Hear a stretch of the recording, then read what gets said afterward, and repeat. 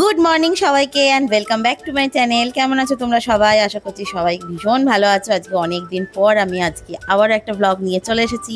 তো আজকে হচ্ছে সানডে, তো সকাল সকাল এই দেখো এখন খাবো হচ্ছে কফি। আর এটা দেখো আমার নতুন কফি কাপ। এটা আগের দিন আমি বিশালে গেছিলাম, সেখান থেকে আমি কিনে এনেছি অনলি 99 রুপিসে। কি সুন্দর দেখতে না? আমার এক কফি কাপ বেশি দিন খেতে একদম ভালো লাগে না, সেই জন্য প্রায় আমি চেঞ্জ করি। তো কেমন হয়েছে অবশ্যই কিন্তু কমেন্ট করে জানিও। আর আজকে যেহেতু সানডে, আজকে একটু বেরোনোর প্ল্যান আছে, তো দেখাই যাক। এখন সব কিছুই তো ডিপেন্ড করছে সারাটা দিন কেমন কাটবে। তো চলো আজকে কি কি করছি তোমরা সারাদিন দেখতে থাকো। আশা করছি ভিডিওটা দেখতে তোমাদের ভালো লাগবে। আজকে আমি বানাবো হচ্ছে পাস্তা। তো পাস্তা বানাতে কি কি লাগছে, কিভাবে বানাচ্ছি, পুরো প্রসেসটাই তোমাদের সাথে শেয়ার করবো। আশা করছি তোমাদের এই ভিডিওটা দেখতে ভালো লাগবে। আর এই পাস্তাটা আজকে আমি বানাবো হচ্ছে আগারোর এই হার্ড অ্যানোডাইজড কড়াইটাতে। এটা কিন্তু 5 লিটারের একটা কড়াই আর 3 mm থিক, ভীষণই ভালো, ভীষণই হেভি একটা কড়াই। তো চলো এটাতে আজকে আমরা এই পুরো প্রসেসটা বানাবো। তো এর মধ্যে দেখো কি কি এসেছে। তোমরা কিন্তু এটার মধ্যে স্টিম করতে পারবে, ইডলি করতে পারবে, ধোকলা করতে পারবে, যে কোনো স্টিম জিনিস করতে পারবে। ভীষণ ভালো একটা কড়াই। আর এই কড়াইটা হলো ননস্টিক কড়াই। আর এটা একদমই ইজি টু ইউজ আর ইজি টু ওয়াশ। আর তোমরা কিন্তু এটা চাইলে অ্যামাজন থেকে পারচেস করতে পারবে। আমি ডিসক্রিপশন বক্সে লিঙ্ক দিয়ে দেবো, সেখান থেকে কিন্তু তোমরা চেক আউট করে নিতে পারবে।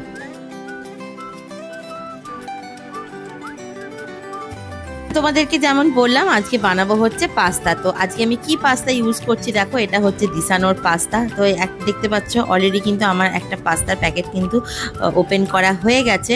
আর এটা কিন্তু 1 কেজির একটা পাস্তার প্যাকেট। এখানে কিন্তু নো ময়দা আছে, হাই প্রোটিন আর হাই ফাইবার আছে। আর বাচ্চাদের পাস্তা খেতে তো ভীষণই ভালো লাগে। এটাতে কোনো আর্টিফিশিয়াল কালার নেই, কোনো আর্টিফিশিয়াল ফ্লেভার নেই, 100% ভেজিটেরিয়ান।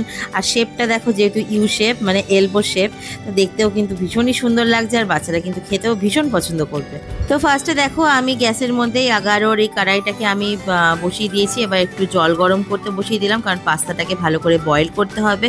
আর আমি দিয়ে দিলাম জলের মধ্যে অল্প একটুখানি সল্ট। আর আজকে এই পুরো পাস্তাটা আমি কমপ্লিট করব দিসানোর এই এক্সট্রা ভার্জিন অলিভ অয়েলটা। এই অলিভ অয়েলটা কিন্তু তোমরা ভেজিটেবল সতে করার জন্য ইউজ করতে পারবে, গ্রিল যদি করো সেটা ইউজ করতে পারবে, ড্রেসিং করার জন্য ইউজ করতে পারবে, ইভেন তোমরা কুকিং সিস্টেমেও কিন্তু ইউজ করতে পারবে। তো দেখো এখন আমি লিডটা ওপেন করছি। এটা একদম আমার ব্র্যান্ড নিউ ছিল, এটা আমি ওপেন করে দিলাম। আর এখানে কিন্তু এক্সট্রা কোনো কিচ্ছু করার দরকার নেই, অলরেডি সব মুভ করাই আছে। তো এটা জাস্ট দেখলে আমি জলের মধ্যে দিলাম, যাতে পাস্তাটা একদম স্টিকি না হয়ে যায়, একদম ভালো ঝরঝরে পাস্তাটা হয়ে যায়। তো এবার জলটা আমার বেশ কিছুটা গরম হয়ে গেছে। এবার আমি এই এলবোস পাস্তাগুলো আমি দিয়ে দেবো। আর দিসানোর এই এক্সট্রা ভার্জিন অলিভ অয়েলটা কিন্তু একদমই 0 কোলেস্ট্রল, ট্রান্স ফ্যাট ফ্রি। আর স্যালাড ড্রেসিংয়ের ক্ষেত্রেও কিন্তু তোমরা এই এক্সট্রা ভার্জিন অলিভ অয়েলটা কিন্তু ইউজ করতে পারবে। আমরা তো সবাই জানি অলিভ অয়েল কিন্তু আমাদের হেলথের জন্য ভীষণই ভালো, বাট হাই টেম্পারেচারে কুকিং না করানোটাই বেটার। লাইক ডিপ ফ্রাইং তোমরা যদি করতে চাও, সেই ক্ষেত্রে আমি বলবো যে এটা না করা বেটার। এটা তোমরা যদি ড্রেসিং বা স্যালাডের ক্ষেত্রে ইউজ করতে চাও, তো তোমরা ডেফিনেটলি ইউজ করতে পারো। তো আজকে দেখো আমি পাস্তাটা বানানোর জন্য কি কি ভেজিটেবল নিয়েছি। আমি এখানে ইয়েলো পেপার নিয়েছি, yellow bell pepper, green bell pepper, আর নিয়েছি রেড বেল পেপার, আর চপড অনিয়ন, আর নিয়েছি এগ। তো কিভাবে বানাচ্ছি তোমরা দেখতে থাকো। ফার্স্টে আমি কিন্তু বেল পেপারগুলো একদম সুন্দর জুলিয়ান করে কাটিং করে নিয়েছি। আর আমি টেস্টটাকে আরও বেশি এনহ্যান্স করার জন্য আমি এখানে গার্লিক নিয়েছি, যেটা আমি ভালো করে ফাইনলি চপ করে নেবো। আর আমার ওদিকে পাস্তাটাও খুব সুন্দর করে বয়েল করা হয়ে গেছে। আর এক্সট্রা অ্যাড করবো হচ্ছে টমেটো কেচাপ আর সোয়া সস। তো চলো দেখো এখন কিভাবে বানাচ্ছি। এখন আমি একদম গ্যাসের ফ্লেমটাকে লো করে আমি এখানে এক্সট্রা ভার্জিন যে অলিভ অয়েলটা আছে সেটা আমি কিন্তু দিয়ে দিলাম। এবার একটুখানি এটা হালকা গরম হয়ে গেলে তারপরে আমি যে গার্লিকটাকে চপ করে রেখেছিলাম সেটাও কিন্তু আমি দিয়ে দিলাম। এবার আমি এক এক করে সব ভেজিসগুলো দিয়ে দেবো, লাইক অনিয়ন, চপড অনিয়ন, তারপরে যে বেল পেপারগুলো কেটে রেখেছিলাম। খুব বেশি ফ্রাই করব না, যাতে ক্রাঞ্চি ভাবটা থাকে, তাহলে খেতে ভীষণ সুন্দর লাগবে।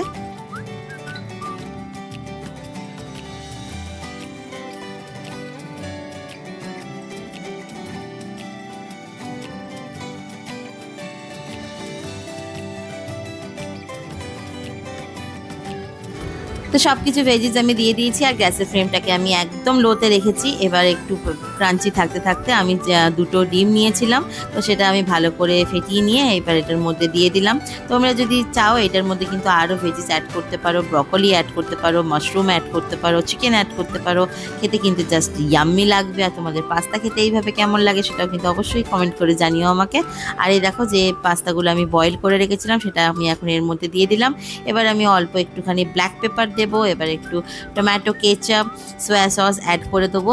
আর এখানে আমি অল্প একটুখানি অরিগ্যানো অ্যাড করেছি আর টেস্টের জন্য একটুখানি মশলা অ্যাড করেছি, যেটা আমি তোমাদেরকে দেখাতে স্কিপ করে গেছি। তো জাস্ট দারুণ একটা ফ্লেভার উঠেছিল। আর একদম ভেজিস যেগুলো আছে, লাল হলুদ যে বেল পেপারগুলো আছে সেগুলো কিন্তু একদম পুরোপুরি ক্রাঞ্চি ছিল, যার জন্য খেতেও কিন্তু ভীষণ সুন্দর হয়েছিল এটা। তোমরাও কিন্তু বাড়িতে এইভাবে বানিয়ে দেখো, আশা করছি তোমাদের ভীষণ ভালো লাগবে। ছোট বড় পাস্তা খেতে কিন্তু সবার ভীষণ ভালো লাগে।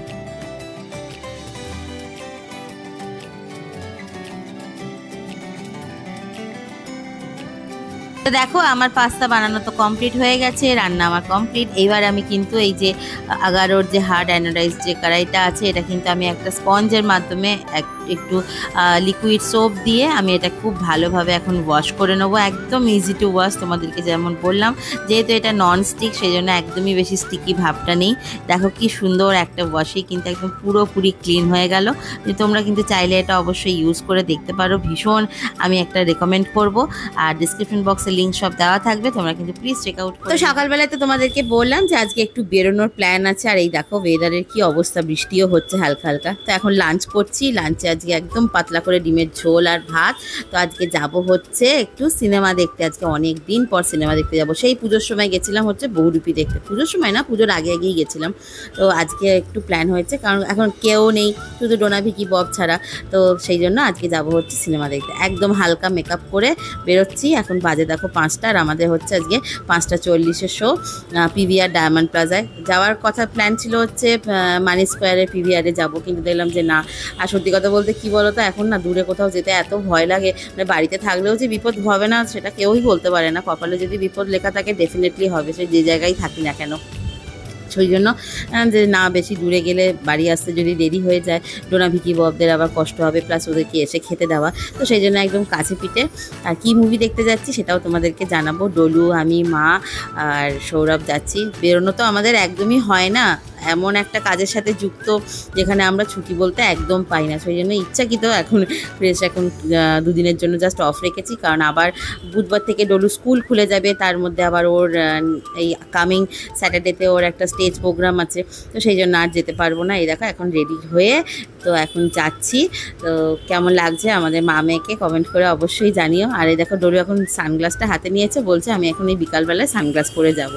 তো যাই হোক, তো চলো বেরোনো যাক। আর মাঝে মধ্যে দেখবে এরকম একটু না ঘুরলে না, মাঝখানে আমার এত বেশি মনটা খারাপ লাগছিল যে আমরা সবাই ঘুরতে যাচ্ছে, আমরা কোথাও যেতে পারি না। কী করবো বলো, কোনো উপায় নেই, এত ছানাপোনাকে ঘরে ছেড়ে তো যাওয়াটা পসিবল না। তো সেই জন্য নিজেদের জন্য জাস্ট এই 2 দিন একটু ফাঁকা রেখেছি, যে এই 2 দিন একটু ঘুরবো ফিরবো, তারপরে ডলু স্কুল হয়ে গেলে আবার সেই নর্মাল গতানুগতিক লাইফ।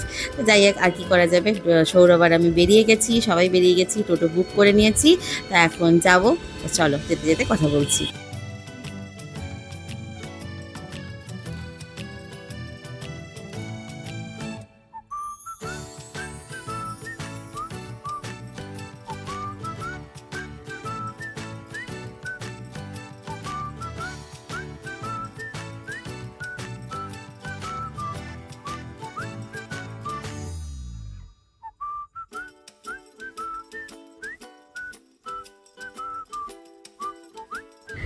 তো দেখো পিভিআরে চলে এসেছি, আর এখন বাজে হচ্ছে 5:20 মতো। তো এখন আমরা এন্ট্রি করে যাব। আর আজকে আমরা দেখতে এসেছি হচ্ছে গৃহপ্রবেশ, যেটা রিসেন্টলি রিলিজ করেছে শুভশ্রী।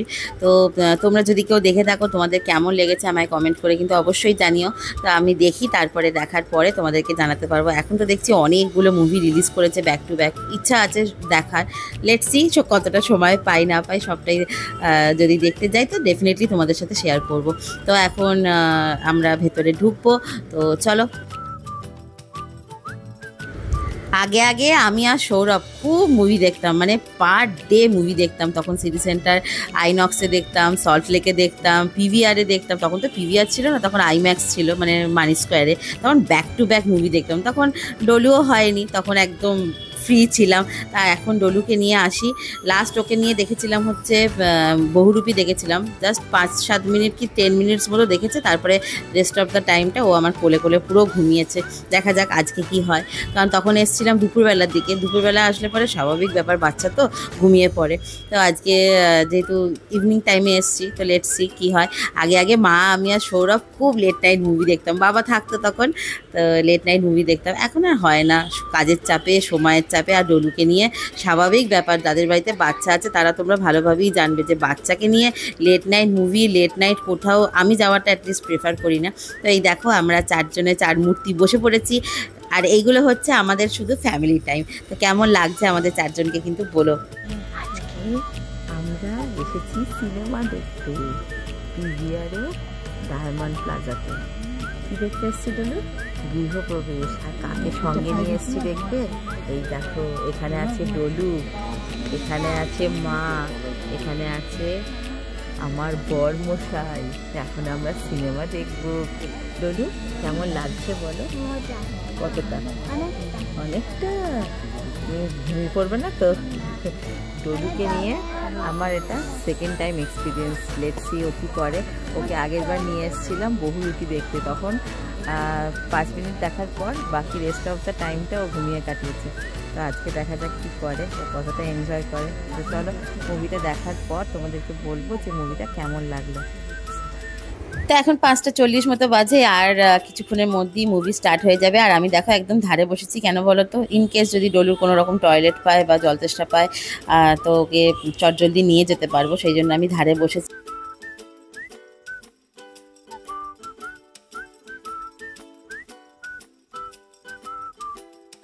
পপকর্ন।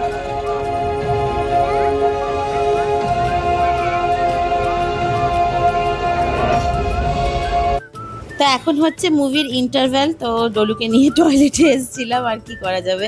ও একটুখানি ঘুমিয়েও নিয়েছে অলরেডি আমার কোলে বসে, কারণ ওর জন্য সিট নেওয়াটা পুরোপুরি আমার বেকার, টাকাটা জলে যায়। কিন্তু কি করা যাবে, ওকে তো বসতে দিতে হবে। তো পুরোটাই আমার কোলে করে ঘুমিয়ে নিল একটুখানি, দিয়ে তারপর একটু চার্জ আপ হয়ে গেল। আর আমাদের মুভি দেখাও কমপ্লিট হয়ে গেল। তো সিনেমাটা আমার ঠিকঠাকই লেগেছে, একটু লেন্দি হয়ে গেছে, ঠিকঠাক লেগেছে। তোমাদের যদি দেখে থাকো কেমন লেগেছে কমেন্ট করে জানিও। আর আজকের ভিডিওটা এই পর্যন্তই, দেখা হবে তোমাদের সাথে পরের দিন নেক্সট